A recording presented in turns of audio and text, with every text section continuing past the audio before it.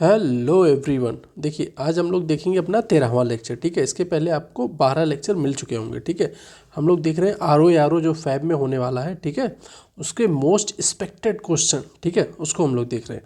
ये देखिए शिल्पी मैम का इंस्टा आईडी है, अभी आप फॉलो नहीं किया तो आप कर सकते हैं। ठीक है, साथ में ये हमारे चैनल का टेलीग्राम ग्रुप है जिसमें कुछ इंपॉर्टेंट स्पीक हो गई या फिर जो भी आपसे इंफॉर्मेशन रिलेटेड या पीडीएफ हो गई जो भी पढ़ाया जाता है। ठीक है, साथ में क्या है कि जो आपको मेन से रिलेटेड कुछ क्वेश्चन दिए जाते हैं तो वो सब आपको यहाँ पे मिलेगी हर चीज़ें। ठीक है, चलिए स्टार्ट करते हैं। क्वेश्चन कह रहा है कि निम्नलिखित में से कौन सा कथन सही नहीं है। तो नहीं वाला पहले आपको हाईलाइट कर देना कि पूछा क्या जा रहा है। तो इसमें पूछा जा रहा है कौन सा नहीं है। कह रहा मनुष्य का कान, ठीक है, 1000 हर्ट्ज पर सबसे सुग्राही होता है। ठीक है, मतलब कि मोस्ट सेंसिटिव। ठीक है, नेक्स्ट कह रहा है कि मनुष्य की आंख लाल रंग के लिए सबसे अधिक सुग्राही होती है। ठीक है, कह रहा है सुनने का दृढ़ता 1.1/10 सेकेंड होती है। ठीक है, दृष्टि की दृढ़ता मतलब कि विजन कितना होता है आँख, इसमें कह रहा है 1.60 सेकेंड होती है। ठीक है, अब इसमें आपको बताना है कि कौन सा कथन इसमें सही नहीं है, कौन सा कथन गलत है। ठीक है, देखिए आप देखिए कुछ जो इसमें आप एक दो क्वेश्चंस के पहले आया था कि कान से रिलेटेड कितने हर्ट्ज सुन सकते हैं, आंखों पे कौन से, जैसे ट्रैफिक लाइट वाला होता है कि किस रंग का प्रभाव सबसे सीधा चलता है, किसमें कौन वेवलेंथ किसकी सीधी होती है तिरछी होती है, कौन ऐसे चलती है। तो ऐसे क्वेश्चन बहुत सारे आए। ठीक है, तो इसमें पूछा कौन सा सही नहीं है, तो इसका आंसर आपको हो जाएगा बी। ठीक है, क्योंकि मनुष्य की आंख लाल रंग के लिए नहीं, ठीक है, बल्कि हरे रंग के लिए सुग्राही होती है। ठीक है, प्रत्येक रंग का अपना एक देखेंगे एक तरंग दैर्ध्य होती है प्रत्येक रंग की। ठीक है, तो हरे रंग की तरंग दैर्ध्य जो होती है, हरे रंग की जो तरंग दैर्ध्य होती है वो कहाँ पे होती है, वो आप देखेंगे नीले और लाल के बीच में होती है हरे रंग की तरंग दैर्ध्य। ठीक है, यही कारण है कि लाल और नीले रंग की अपेक्षा हरा रंग हमारी आंखों के लिए ज़्यादा सुग्राही होती है, सेंसिटिव होती है। तो इसका आंसर हो जाएगा बी। क्यों? क्योंकि लाल नहीं हरे है, और हरा रंग किसमें होता है, लगभग नीले और इनके के बीच में इसकी सेंसिटिविटी होती है। ठीक है, और अब जो कान वाली बात है तो आप देखेंगे कान हमारा जो है 20 हर्ट्ज से लेके 20 से लेके 20,000 हर्ट्ज तक जो है ध्वनि को सुन सकता है। ठीक है, तो चलिए नेक्स्ट देखते हैं। देखिए कह रहे कि दो एक जैसे बल्ब को किस प्रकार जोड़ने पर अधिक रोशनी मिलेगी। ठीक है, कह रहा है कि दो बल्ब कैसे जोड़ा जाए कि अधिक लाइट या रोशनी प्राप्त होगी। तो कह रहा है कि दोनों श्रेणी क्रम में जुड़े हों, ठीक है, या तो दोनों समांतर क्रम में जुड़े हों। ठीक है, तो इसका आंसर बताना आपको एक सही है या दूसरा सही है, दोनों सही है, कोई नहीं सही है। तो इसका आंसर रहेगा बी। ठीक है, बी मतलब कि अगर दोनों को समांतर क्रम में जोड़ा जाएगा तो इससे क्या होगा, ज़्यादा मैक्सिमम लाइट प्राप्त होगी, किसमें, समांतर क्रम में दोनों को जोड़ने पर। ठीक है, देखिए नेक्स्ट क्या कह रहा है, नेक्स्ट कह रहा है कि कौन सा तत्व, देखिए ये इंपॉर्टेंट है, इससे रिलेटेड कई बार क्वेश्चन आए। ठीक है, कौन सा तत्व सरसों के तेल की मात्रा बढ़ाने में अत्यधिक उपयोगी होता है। ठीक है, तो कौन सा तत्व सरसों में तेल की मात्रा बढ़ाने में अत्यधिक उपयोगी होता है, सल्फर, लोहा, कैल्शियम, जस्ता। तो इसका आंसर हो जाएगा आपका बी। क्योंकि देखेंगे कि सरसों में तेल की मात्रा बढ़ाने के लिए अत्यधिक उपयोगी तत्व कौन सा होता है, सल्फर होता है। कैल्शियम क्या होता है, कैल्शियम में देखेंगे तो ये बेसिकली पौधों को ना क्या कहते हैं, इसके जो तना होता है, पत्तियां होती है, इसको गिरने वृद्धि में सहायक होता है। ठीक है, जस्ता में आप देखेंगे तो ये किसी भी जस्ता में अलग यूज होता है। ठीक है, जस्ता में क्या होता है कि न्यूक्लिक अम्ल और प्रोटीन के संश्लेषण में योगदान देता है। ठीक है, और लोहा देखेंगे तो पौधों में क्लोरीफिकेशन, संश्लेषण या न्यूक्लिक अम्ल, इनके उपापचय कई चीज़ में यूज होता है। तो बेसिकली यहाँ पे पूछा गया कि तेल की मात्रा बढ़ाने में सल्फर का यूज होगा। ठीक है, हाइड्रोजन सल्फाइड प्रदूषण का मुख्य स्रोत है। ठीक है, अब इसमें कह रहा है कि हाइड्रोजन सल्फाइड प्रदूषण का मुख्य स्रोत है। ठीक है, ये सड़ते हुए वनस्पति एवं पशु पदार्थ,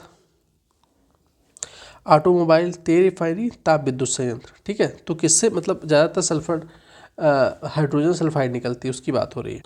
देखिए इसका आंसर हो जाएगा आपको हाइड्रोजन जो सल्फाइड, इसका पहले तो ये देखिए इसका क्या सूत्र होता है, इसका हाइड्रोजन सल्फाइड होती H2S, ठीक है।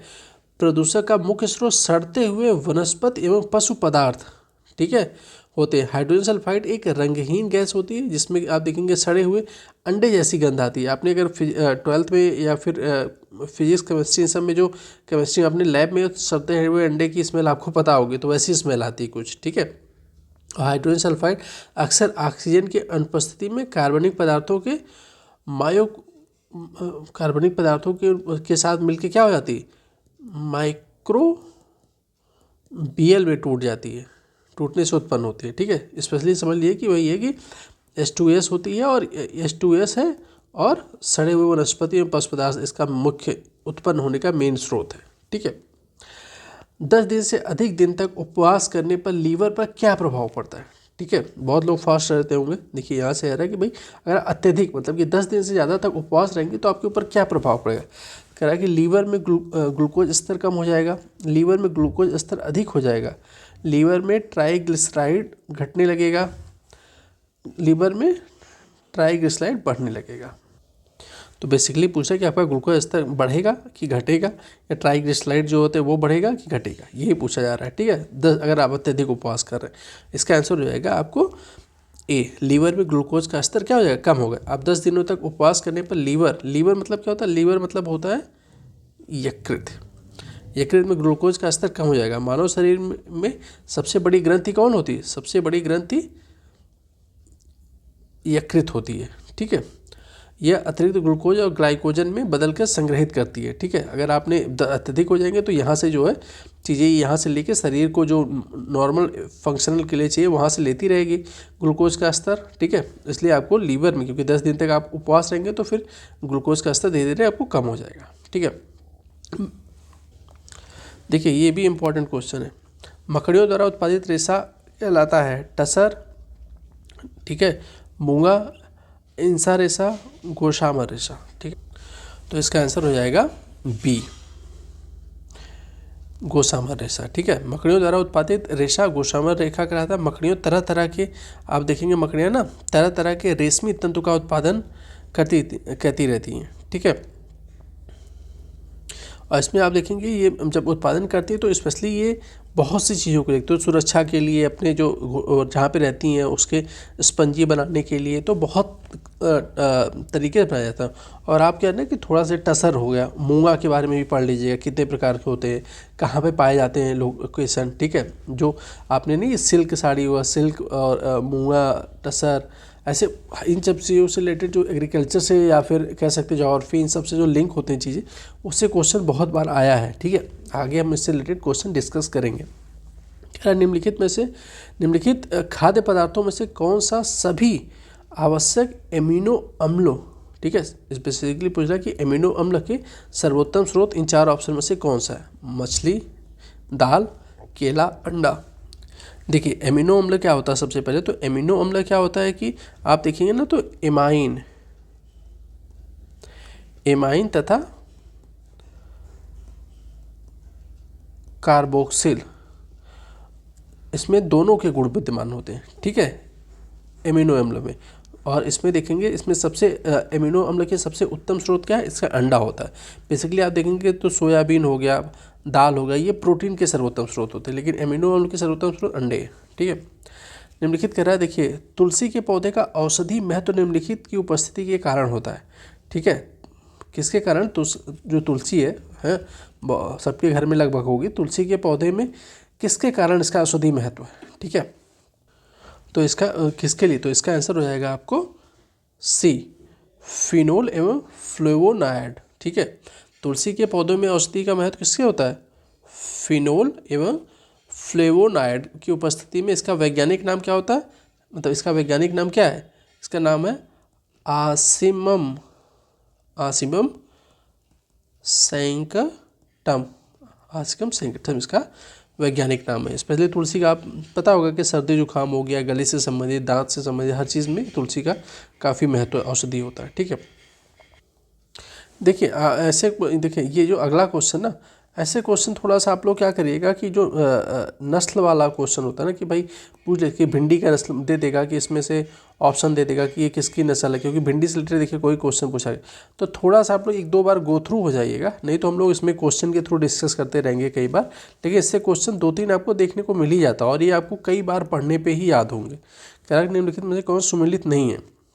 भैंस, भदावरी, सिंधी, गाय, बकरी के लिए जमुना पारी, भेड़ के लिए क्या थार पाकर। ठीक है, अब देखिए भेड़ की स्पेशली इसमें क्या है, भेड़ में देखेंगे तो ये जो दिया है ना कि नस्ल जो है ये इसका सही नहीं है पूछा है, तो इसका आंसर डी होगा। क्यों?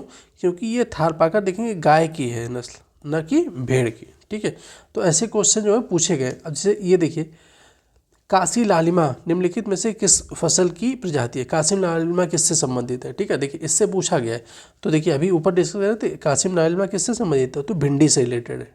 ठीक है, तो ऐसे जो है ना, ऐसे हम लोग क्वेश्चन के थ्रू भी कुछ डिस्कस करते चलेंगे बीच बीच में, प्लस आपको इसको कई बार देखना पड़ेगा। ठीक है, कि ये किससे रिलेटेड है, क्योंकि क्वेश्चन पूछे गए। ठीक है, चलिए मिलते हैं नेक्स्ट लेक्चर में, तब तक आप जो भी प्रॉब्लम, जो भी सोल्यूशन हो, कुछ भी सुझाव हो, ठीक है, आप कमेंट बॉक्स में बताते रहिए और मिलते हैं नेक्स्ट लेक्चर में। ठीक है, तब तक के लिए धन्यवाद।